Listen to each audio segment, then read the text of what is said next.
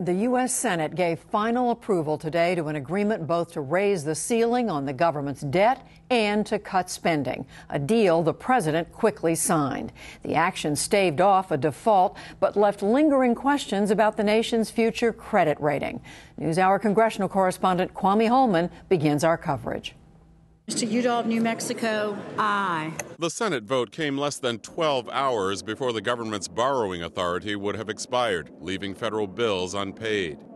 In the end, the measure cleared the chamber with broad bipartisan support, 74 to 26, and President Obama quickly signed it.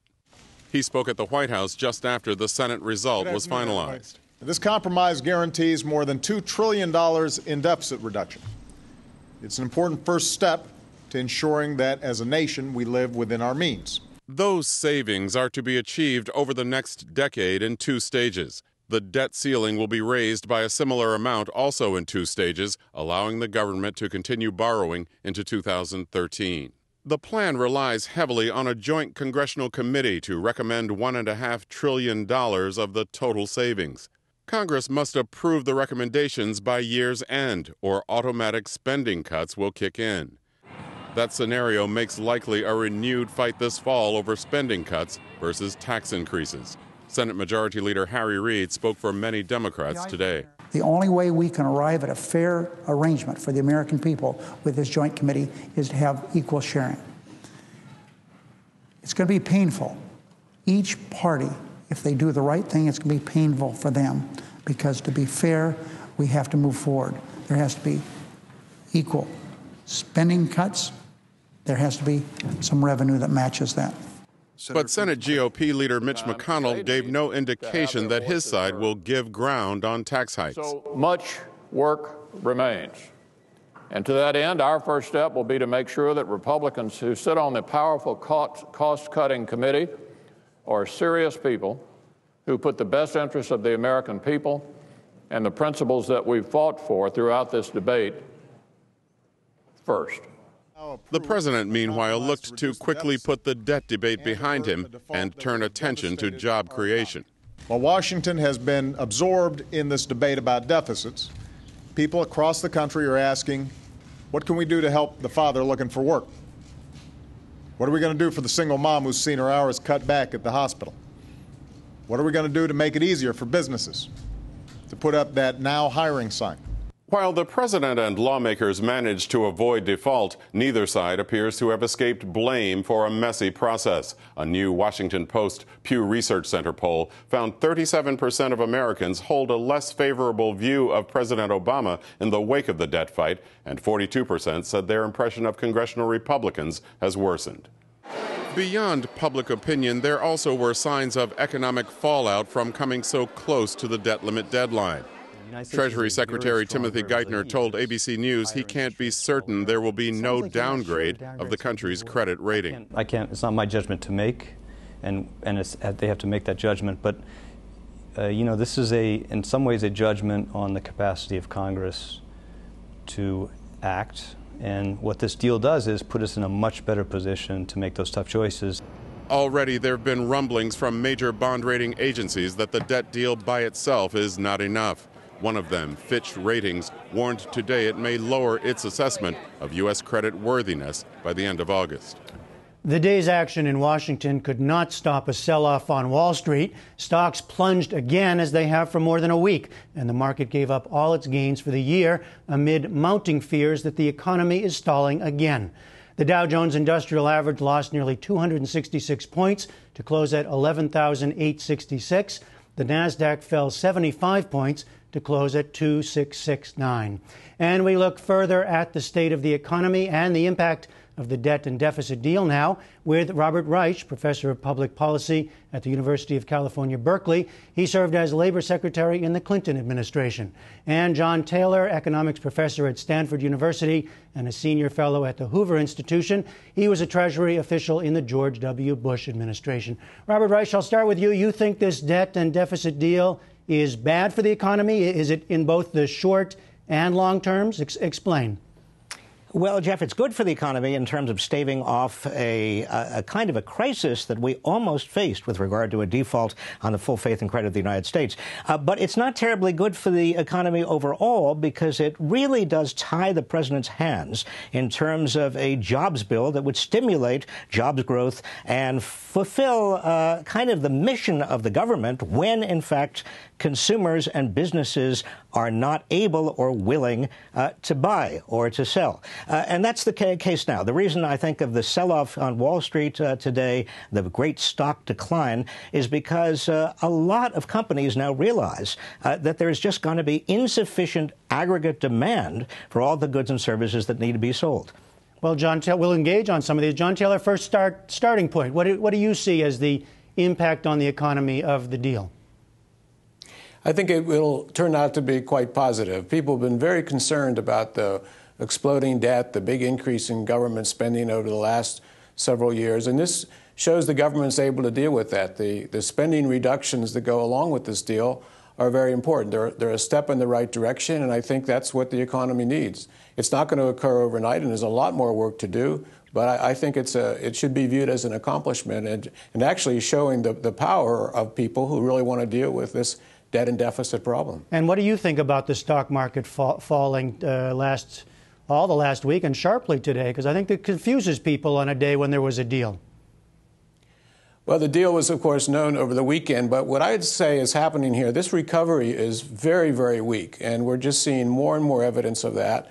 This morning we got news about consumption in last month, and that's all negative, quite frankly. This recovery is one of the worst we've had in history from such a deep recession. So the problem is not just right now, it's this whole recovery. That's why I think these kinds of actions in Washington, where they're actually doing something, not as much as they need to do, but doing something, will be quite positive. Well, let's back up a bit here. Robert Reich, you first. What is the principal economic problem of the country now? We've spent weeks and weeks talking about debt. The president, we just heard, says now it's time to get back to talking about unemployment. What's the principal problem? Well, the principal problem is not debt.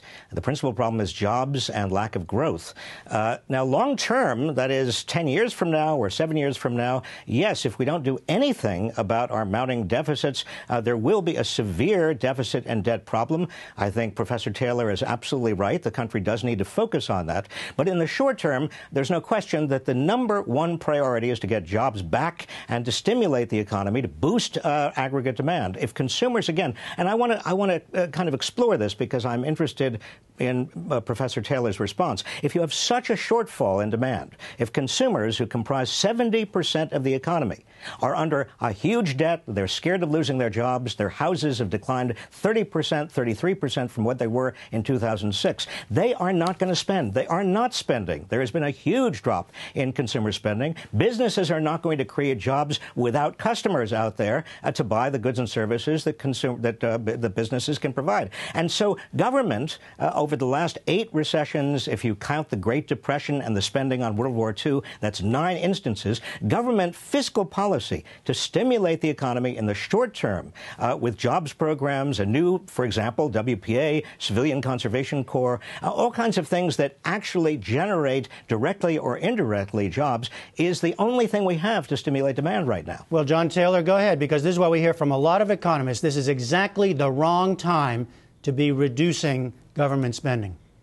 What's your response? We've had a gigantic increase in government spending over the last 3 years, from 19.5% of GDP to over 24% of GDP. That is not the answer. That has been tried, and it's not worked. In fact, I would say if you go back to a previous periods where we tried these things in the 70s, it also didn't work. We had bad economic times. That's why I think it's so important to get businesses investing, to hiring people. That'll create the jobs. And by getting their fiscal house in order, #1, but also making changes on regulatory policy and monetary policy, we'll be able to create a pro-growth environment, which will reduce this high unemployment rate and make the economy generally better off. So, Robert Reich, is there a way to reconcile these two approaches? Truth is not halfway between right and wrong. I mean, I do respect. I'm going to use that Professor quote Taylor. every night. I think that's good. But look, I mean, we tried in the shadow, in the gravitational pull of a huge depression in 1936, 1937. Franklin D. Roosevelt did pull the reins back, cut spending, and we found ourselves plunged back into the Great Depression. I mean, it is true, and Professor Taylor is right. We need regulatory reform. We need predictability. Those are all important. But we need aggregate demand. We need jobs. And if the government has its hands tied behind itself because of this new deal, this new deficit deal. And if consumers, as they've shown, are scared to death, they're not spending with good reason, rationally, for individual consumers and families, and businesses will not expand unless there are customers out there. Not because it's not a matter of stability, it's not a matter of business environment, it's not a matter of taxes. They will not create jobs unless they have customers. This is this isn't rocket science. And therefore, government has got to spend more now.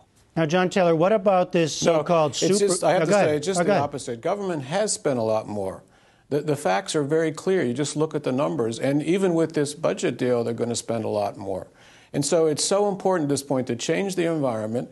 Businesses are sitting on lots of cash. They're concerned about the future. They're not investing, and they're not hiring people. That's why the unemployment rate is so distressingly high, and why this recovery for the last 2 years has really been one of the worst, especially given the weak economy during the recession that we've had. So this is an approach which we have to go towards. It worked in the past, and I hope it works this time. Does the deal start to turn things around? You said doesn't happen overnight. When a deal like this you think is a positive, but what has to happen next?